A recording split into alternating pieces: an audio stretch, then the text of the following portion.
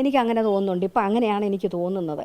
കാരണം എന്താണെന്ന് വെച്ചാൽ ഇപ്പോൾ NDAയിലേക്ക് കുറച്ച് പേര് പോയല്ലോ, അതിനെ സംബന്ധിച്ച് ഒരു എസ് രാജേന്ദ്രൻ പോയിട്ട് യാതൊരു ചർച്ചയില്ല.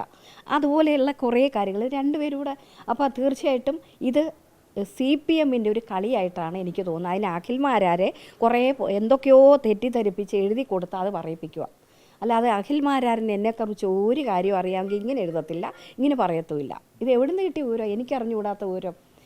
ദേവസ്വം പ്രസിഡൻ്റ് ആക്കുന്നു എന്ന് എന്നോട് ആരും പറഞ്ഞിട്ടില്ലല്ലോ, സൂചിപ്പിച്ചിട്ട് പോലും ഇല്ല. പിന്നെ എവിടെ നിന്നാണ് ഈ അഖിൽമാരാറിയത് പറയുന്നത്? അപ്പോൾ അത് പോറ്റി എന്നുള്ള എന്തിനാണ് അങ്ങനെ പറയുന്നത്? അത് എന്തെങ്കിലും കണക്ട് ചെയ്ത് ഒരാളെ പറ്റിച്ചു, ചതിച്ചു, വഞ്ചിച്ചു. ഞാൻ ഇന്ന് വരെ ആരെയും ചതിച്ചിട്ടില്ല, വഞ്ചിച്ചിട്ടുമില്ല. എങ്ങനെയാണ് കോൺഗ്രസ്സിലേക്ക് എത്തിയെന്ന് കോൺഗ്രസിൻ്റെ ലീഡേഴ്സിനോട് ചോദിച്ചാൽ പറഞ്ഞു തരും. എങ്ങനെയാണ് കോൺഗ്രസ്സിലേക്ക് പോകാൻ തീരുമാനം? CPMൽ നിൽക്കാനേ പറ്റില്ല. എത്ര പേരാണ് പൊഴിഞ്ഞു പോകുന്നത്? ഞാൻ മാത്രമല്ലല്ലോ. സഹിക്കാൻ പറ്റുന്നില്ലാത്ത രീതിയിലേക്കാണ് CPM പോകുന്നതെന്നുള്ളതുകൊണ്ട് മടുത്തിട്ടാണ് എല്ലാവരും. അപ്പോൾ അതിന് റെസ്റ്റ് എടുത്തു എന്നൊക്കെ പറഞ്ഞു കഴിഞ്ഞാൽ ഞാൻ കുറ്റപ്പെടുത്തണ്ടെന്ന് വെച്ചിട്ട് ഒരു ന്യായം പറഞ്ഞങ്ങ് മാറി എന്നുള്ളതേ ഉള്ളൂ. അല്ലാതെ വേറൊരു കാര്യമല്ല അതുള്ളത്. അതൊന്നും അഖിൽമാരാർ അറിയേണ്ട കാര്യമല്ല. അഖിൽമാരാറിന് അറിയാവുന്നതോ ഒന്നും അല്ലാതെ ആരോ പറഞ്ഞത് ഞാൻ ആവർത്തിച്ച് പറയുകയാണ്. ഇതിൻ്റെ പിന്നിൽ ഒരു വലിയ ഗൂഢാലോചനയാണ്. തെറ്റിദ്ധരിപ്പിച്ചുകൊണ്ട് അഖിൽമാരാരെ ഒരു ഉപകരണമാക്കിയിട്ട് എന്നെ ഒട്ടും അറിയാത്ത അഖിൽമാരാരെ കൊണ്ട് ഇങ്ങനെയൊക്കെ എഴുതിപ്പിച്ച് പോവുകയാണ്. ഇത് പുറത്തു വരും, അത്രയേ ഉള്ളൂ. തീർച്ചയായിട്ടും വല്ല പക്വതയുണ്ട്. ഇങ്ങനെ വിളിച്ചു പറയുമോ? കോട്ടാത്തലക്കാരനാണെന്ന് എനിക്കറിയാം. ഞാൻ ഇതുവരെ നേരിട്ട് കണ്ടിട്ടില്ല. ഞാൻ പലപ്പോഴും ഈ കമൻസൊക്കെ ഇതിനകത്തൊക്കെ കാണാം. കോൺഗ്രസിനെ ആയാലും അല്ലെ CPMനെ ആയാലും അല്ലെങ്കിൽ മുഖ്യമന്ത്രി ഓരോരുത്തരെ ഇങ്ങനെ കുറ്റം പറഞ്ഞൊക്കെ കണ്ടിട്ടുണ്ട്. വളരെ റെയറായിട്ടേ കണ്ടിട്ടുള്ളൂ, ഒരുപാടില്ല. പിന്നെ ഇടയ്ക്കിടയ്ക്ക് വാട്സപ്പിലൊക്കെ ഇങ്ങനെ സോഷ്യൽ മീഡിയയിൽ കാണും ഇയാൾ കൊട്ടാരക്കര സ്ഥാനാർത്ഥിയാവുമെന്നൊക്കെ കേട്ടുള്ളതല്ലാതെ എനിക്കൊന്നും അറിയില്ല. അതാണ് ഇത്. വെറും പച്ചക്കള്ളം എന്ന് പറയുന്നത് ഒരു സത്യത്തിൻ്റെ കണിക പോലും ഇതിനകത്തില്ല.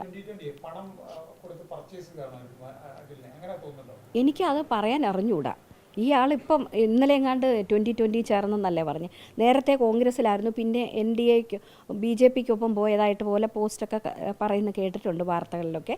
അത് കഴിഞ്ഞ് ഇപ്പോൾ 2020 പോയി. അപ്പോൾ ഇത് എന്താണ്, ആരാണ് കാല് മാറുന്നത്? ഉറപ്പായിട്ടും പറയും. ഞാൻ ഇന്ന് തന്നെ ശ്രദ്ധപ്പെടുത്തും. എന്താ വേണ്ടതെന്ന് വെച്ചാൽ പാർട്ടിയായിട്ട് ആലോചിച്ചിട്ട് ചെയ്യും. പിന്നെ ഇങ്ങനെയുള്ള കള്ള ആരോപണങ്ങൾക്ക് എന്തിന് റെസ്പോണ്ട് ചെയ്യണമെന്നും തോന്നിപ്പോവും. എന്തിനു റെസ്പോണ്ട് ചെയ്യുന്ന? സത്യമായിട്ടൊരു ബന്ധമില്ല. ഈ നാടിന് മുഴുവൻ പേരിൻ്റെ കൂടെ അതൊരു ആക്ഷേപം തന്നെയാണ്. അത് ഒരു പോറ്റി എന്നുള്ള പേര്, അത് പണ്ട് എൻ്റെ പാർട്ടി ഇട്ട എൻ്റെ അച്ഛൻ എനിക്ക് ഐഷ എന്ന് മാത്രമേ പേരിട്ടിട്ടുള്ളായിരുന്നു. അത് വയലാറിൻ്റെ ഐഷയോടുള്ള ഒരു പണ്ട് അച്ഛൻ പറഞ്ഞു കേട്ടിട്ടുണ്ട്.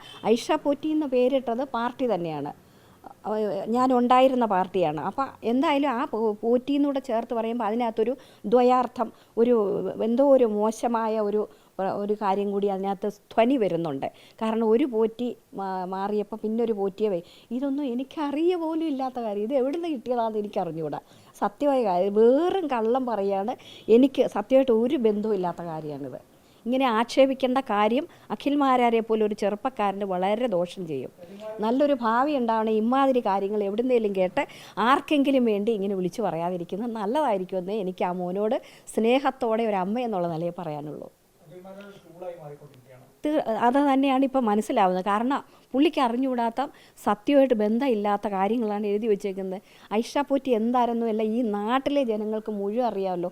അതൊന്നും അറിയാത്ത ഒരാൾ വേറെ ഏതോ രാജ്യത്തുനിന്ന് വന്ന് ഇറങ്ങി പറഞ്ഞ പോലെയുണ്ട് ഇപ്പോൾ അഖിൽമാരാരുടെ പോസ്റ്റും അഖിൽമാരാരുടെ പ്രസ്താവനയും.